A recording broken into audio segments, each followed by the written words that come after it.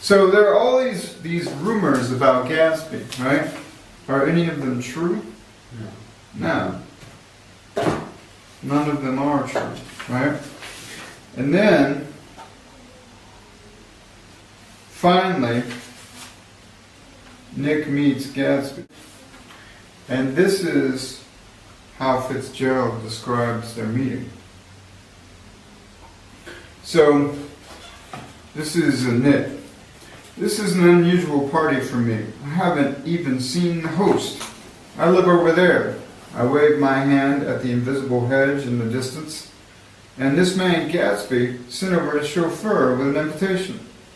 For a moment, he looked at me as if he failed to understand. I'm Gatsby, he said suddenly. What? I exclaimed.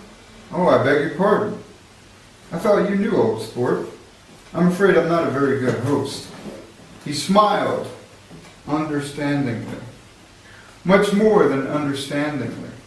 Now, listen to this description of the smile, because it's very important. Because this is one of the defining characteristics of Gatsby. It was one of those rare smiles with a quality of eternal reassurance in it that you may come across 4 or 5 times in life. It faced, or seemed to face, the whole external world for an instant, and then concentrated on you with an irresistible prejudice in your favor. It understood you just as far as you wanted to be understood, believed in you as you would like to believe in yourself, and assured you that it had precisely the impression of you that, at your best, you hoped to convey.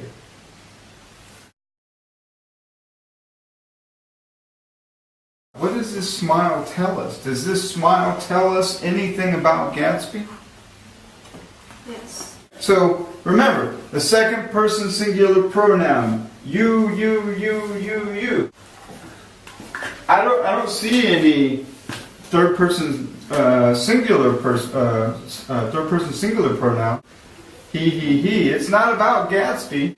It's all about you, second person singular pronoun. It's all about the person who is sort of receiving the smile.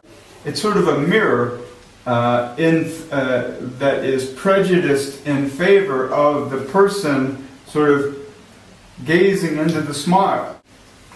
It reflects back to the observer the best possible qualities, the best possible opinion, the best possible impression. And does it reveal anything about Gatsby the person? No. Okay, now this is important. I'm going to make a leap here, but I think it's not unfounded, because one of F. Scott Fitzgerald's favorite poets was the British Romantic poet John Keats.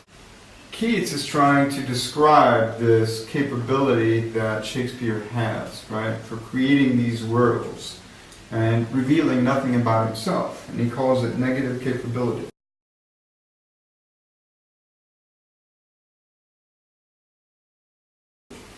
This is what he writes in one of his letters. He says, "It struck me what quality went to form a man of achievement, especially in literature, and which Shakespeare possessed so enormously. I mean negative capability. That is, when a man is capable of being in uncertainties, mysteries, doubts, without any irritable reaching after fact and reason." Now I'll give you another expression of this idea.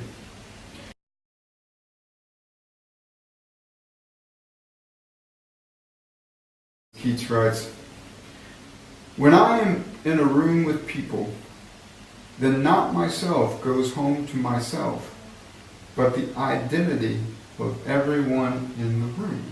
So if John Keats is in a room of people, he's so absorbed by their lives that he isn't John Keats, but he's the people that exist in that room. That's what Shakespeare has.